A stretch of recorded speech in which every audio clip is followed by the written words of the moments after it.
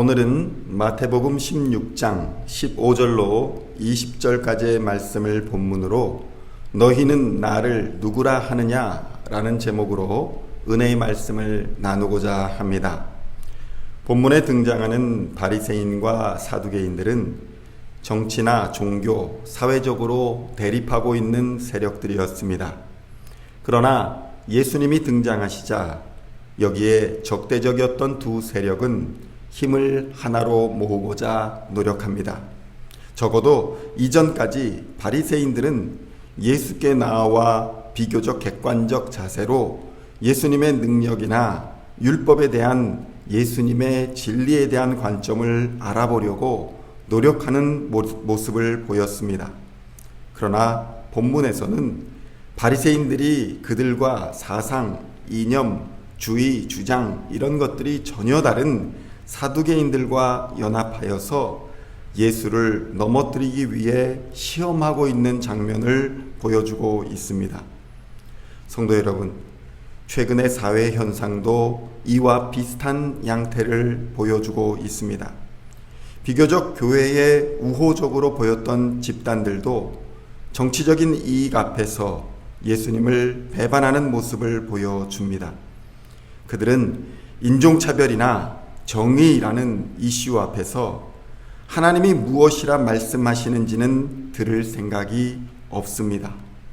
사회 정의를 이루기 위해서 또는 정치적인 평등을 이루기 위하여서라는 그럴듯한 명분을 내세우지만 결국은 교회를 무너뜨리고 자신들의 이익을 취하기 위하여 교회를 위하는 척 가면을 쓰고 있는 경우를 많이 보게 됩니다.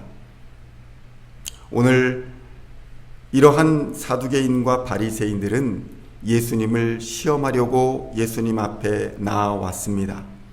마태복음 16장 1절을 보면 바리새인과 사두개인들이 와서 예수를 시험하고자 하여 하늘로부터 오는 표적 보이기를 청하였다라고 기록되어 있는 것을 볼 수 있습니다. 그러니까 예수님을 만나고자 하는 목적 자체가 예수님을 시험하고자 하는 데에 있었다는 것입니다.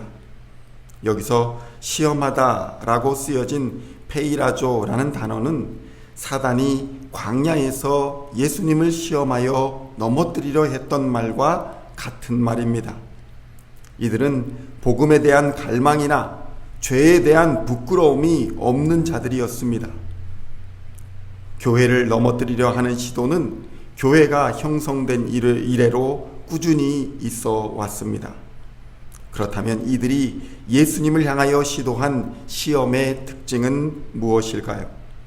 첫째로 그들은 처음부터 자기의 신앙관만을 고집하며 예수님에 대하여 좀 알아보고자 하는 생각이 전혀 없었다는 것입니다. 그래서 그들은 하늘로부터 오는 표적을 구하였습니다. 그 당시의 랍비들은 지상에서 연출되는 각종 이적들은 사단과 그 수하의 졸개들에 의해서도 능히 실현될 수 있다고 생각했습니다. 그러니까 예수님이 행하시는 각종 이적과 기적들에 대하여는 사단의 졸개도 할 수 있다는 선입관을 가지고 있었다는 것입니다. 그러나 그것과는 다르게 만약 하늘로부터 전해진 이적들을 행할 수 있다면, 그러니까 하늘로부터 전해지는 이적들은 오직 하나님에 의해서 실현될 수 있다고 생각했기에 하늘로부터 전해지는 표적들이 실현된다면 믿을 수도 있겠다라고 하나님 앞에 도전하는 모습을 보여주는 것입니다.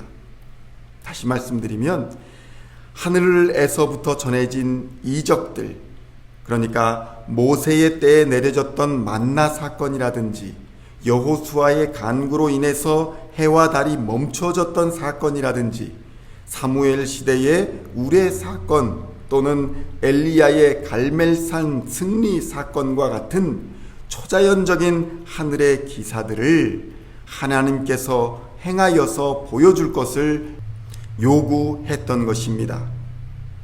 그들은 그런 것이 아니면 믿지 않겠다고 이야기하는 것입니다. 언뜻 신실한 신앙처럼 보이나 선입견을 가지고 교회를 바라보고 예수님을 바라보는 것은 매우 위험하며, 이는 지나친 자기 주장과 자기 의에 빠진 교만한 행동일 수 있다는 것입니다. 교회가 이러면 안 된다. 어떻게 목사가, 장로가, 집사가 그럴 수 있느냐? 하나님이 있다면 어떻게 나에게 이렇게 하실 수 있느냐? 라며 분노하고 자신을 이해시켜줄 기적을 보여달라고 하는 것입니다. 그러니까 이러한 생각의 바탕에는 자기의 지식이 절대적이라는 교만이 자리하고 있다는 것입니다. 성도 여러분, 이러한 자기의와 선입관을 내려놓고 예수님을 진실한 마음으로 바라보아야 비로소 예수님이 보이기 시작합니다. 예수님의 눈물이 보이고 예수님의 피가 보이며 그제서야 그분의 사랑이 비로소 내 안에 충만해지는 역사를 경험하게 되는 것입니다. 둘째로 이들의 시험의 특징은 처음부터 무조건 예수님을 음해하려는 의도가 있었다는 것입니다. 바리새인과 서기관들의 시험에는 예수님의 대답이 무엇이든지 어떻게든 예수님을 걸어 넘어뜨리고자 하는 의도가 있었다는 것입니다. 요즘 시대에는 대화와 타협이 실종되어 버린 시대를 경험하고 있습니다. 저마다 자기 말만 말하고 세력을 규합하여 이기는 것이 절대적인 목표가 되어가고 있습니다. 이기는 것이 목표가 되다 보니 상대방의 의견이나 견해 따위는 들을 필요도 없게 되는 것입니다. 따라서 그들이 예수님께 표적을 구한 것은 그들이 예수님을 믿기 위해서가 아니라 당신이 과연 하늘로부터 오신 메시아인지 당신 스스로 입증해 보라는 지극히 도전적인 행동이었다는 것입니다. 오늘날 우리가 예수님을 대하는 자세는 어떠합니까? 자기 의의를 드러내고자 교회에 나오고 예수님께 증거를 보여달라고 도전하여 하나님을 내 욕구에 응답하는 우상으로 전락시켜서 하나님을 이기고자 하는 교만함이 우리의 신앙 밑바닥에 깔려 있지 않은지 우리는 날마다 돌아보아야 할 것입니다. 여기에서 표적이란 표시, 이적 등의 뜻으로서 결정적이고 놀라운 증거라는 뜻을 갖고 있습니다. 바리새인들은 서기관들과 함께 12장 38절에서도 예수님께 표적 보여주기를 청했었습니다. 그러나 진정 그들과 오늘날 우리에게 필요한 것은 표적이나 기사가 아닙니다. 진정으로 우리에게 필요한 것은 그리스도 예수께 대한 순결하고도 온전한 믿음인 것입니다. 고린도전서 1장 22절로 24절까지 이렇게 우리에게 권면합니다.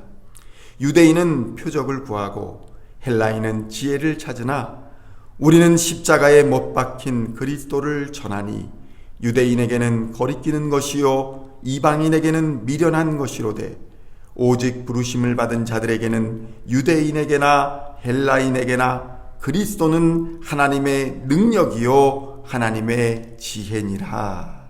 아멘. 여러분에게 오늘 예수 그리스도 자체가 능력이 되고 지혜가 되는 하나님의 은혜와 축복이 함께 하시기를 우리 주 예수님의 이름으로 간절히 축원드립니다. 기도하시겠습니다. 하나님 아버지 감사합니다. 오늘도 우리를 지키시고 보호하여 주시니 감사합니다. 세상의 허무한 도전과 교만한 시험 앞에서 두려워하지 않게 하시고 하나님 한 분만으로도 충분한 신앙이 되게 하여 주시옵소서. 예수님이 우리의 능력이요 지혜가 됨을 믿고 오늘도 당당한 축복의 삶을 살아가게 하여 주시옵소서. 예수님의 이름으로 기도하옵나이다. 아멘.